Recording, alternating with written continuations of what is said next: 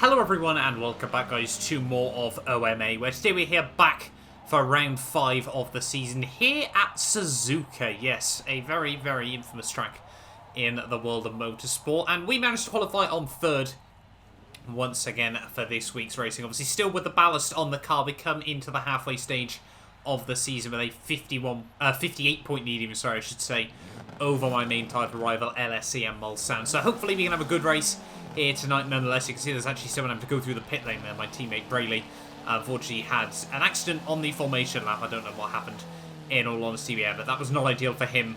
Ready for the start of this race though. But obviously, like always, 3 races ahead of us tonight, but unlike always, the threat of rain is meant to be coming in for race 2 and race 3, so we'll wait and see as to how that goes for all of us. But obviously we're here for race 1 first of all, and yeah, hopefully at the moment the aim is just to try and continue outscoring LSE and Mulsanne. But we are ready though on the grid. The lights are going to be going out, I think 4 minutes 10 on the board there, and yeah, it's lights out, and away we go for the first race of the night then, getting off to a fairly wheel spinny start. That's going to be obviously the Chevys on rails, straight past as we head down in towards turn 1 there. VTX Shinny Gamey though, we do swing it right around the outside there, run a little bit wide over the gravel there, and a bit of contact actually with the BMW of Connor there as we head through the first couple of corners. But yeah, we do drop down to P5 off the start there, but yeah, nothing we can really do against those Chevys on lap 1 there. But Shinny Gaming actually makes a mistake very, very quickly in the race there as we head through the S's. So that's going to be we're able to get right back around the outside and straight back up into P4 of this race. Sat now behind Ryan GTI there, who, for those of you guys that watched last week's video, yeah, we kind of got stuck behind him in the first race, and it was very, very depressing. So hopefully we can try and get past him this time round. Obviously, Suzuka, there are a few places to go for moves around this circuit, and unlike Road Atlanta, it's quite easy to make a mistake that allows an opportunity for someone to get past you. Around Road Atlanta, it's quite difficult a lot of the time. Just the car in front, if they make a small mistake, they can just park it, and there's nothing you can really do. And then obviously we found that so much with the Chevy last week, that we'd be able to sit all over the back of it through the S section and then just heading out into the back straight. There was nothing we could do.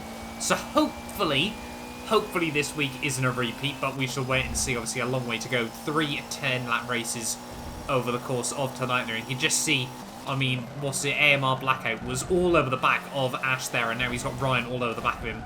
By the time we reach the end of a flat-out section there, that Chevy is just an absolute missile down at the straights. It's so consistent off the exits and corners as well, it really does make it difficult to try and match it down on the straightaways here. You know, through the corners, it's, you know, we could definitely got a bit of an upper hand, but still it can be very, very difficult at the end of the day there. It's much easier to overtake a car down the straights than through the corners, as I'm sure we've all learned at some point in the past before that. But heading down in towards the final braking zone there, you can see Ryan just running into the back of Blackout there, and you can see we are able to get back up to these guys quite nicely as we head through the final couple of corners there. But with the ballast, it was always going to make it difficult to really be able to go for too much relative to these guys. You know, we could stick with them fairly easily, but just trying to get past was going to be incredibly difficult at the end of the day there. So we'll wait and see as to how we fare over the course of the first race of the night here. But sat in 4th at the moment would mean we had no ballast for race 2 there, but still a long way to go in this second race. You can see Ryan now just ahead of us. You can see Ash and Blackout starting to get a little bit closer once again.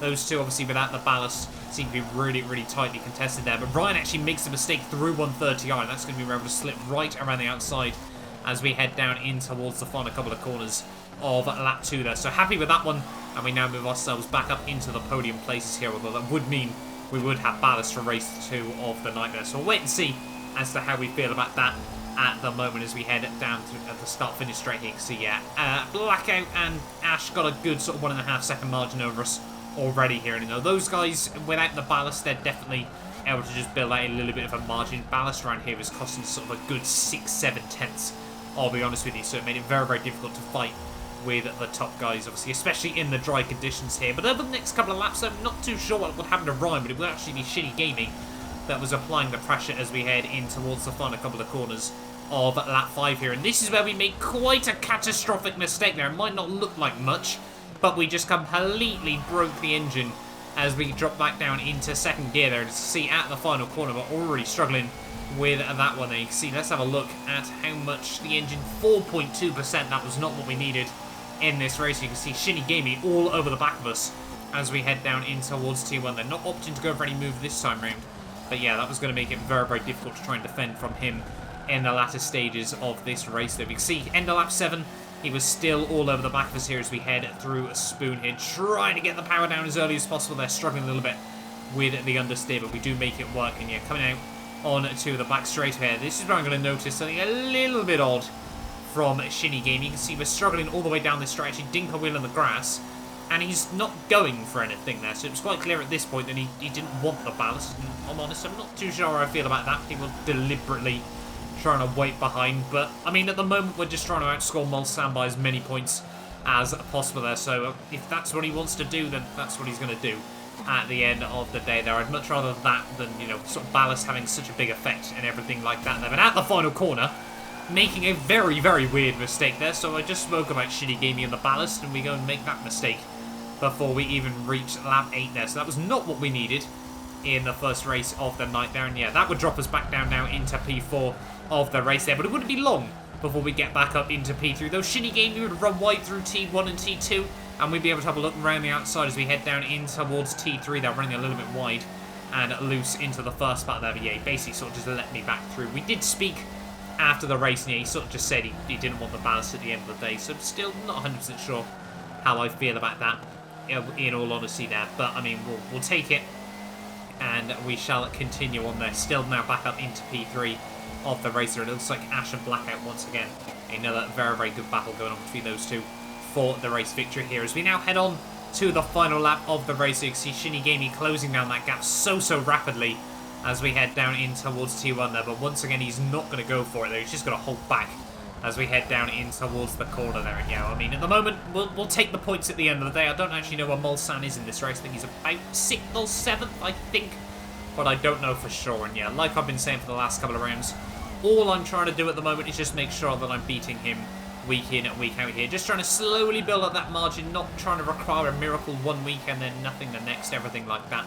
So yeah, we'll wait and see as to where we fare, you know, in towards the latter stages of the season here as we head up the hill once more. Though you can see Shinny Gamey, though, still all over the back of us at the moment here. So he's definitely, well, not giving up on it is probably the wrong word, because he was never really trying for it at the end of the day there as well. So yeah, we'll wait and see if he tries to go for anything on this final lap. You know, just a few more corners to go. Perhaps he just thinks, actually, yeah, I'll take the podium and take the extra points here. But we'll wait and see nonetheless, though, as we head down in towards the hairpin for one final time. They're just running a little bit deep, and this is one place where the Audi loses a lot of time to the Chevy there. Just, you've got to really, really try to watch the wheel spin on the exit, because you can just lose yourself so much time in this Audi. Very, very quick when you get it right, but so easy just to throw away bundles of time in this car there. As you can see, Shinny Gamey thinking about having a look up the inside in towards Spoon there, as we actually run a bit deep through the first part there, but it is going to open up a slightly better run through the second part there. Able to get on the power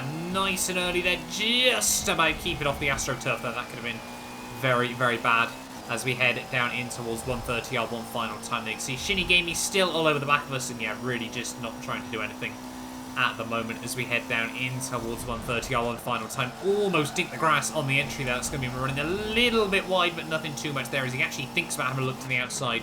But yeah, once again, bails out of it as we head down in towards the final chicane there, in towards the Casio triangle. But yeah, again, not too sure how I feel about that at the end of the day. Personally, I think you should always be fighting for the places, everything like that. But each for their own, I guess. And you can just see how much extra momentum he had. The fact he was pushing us down towards the start-finish straight there. I mean, he probably would have got the run at the final corner to go for it there. But we'll take the extra points at the end of the day.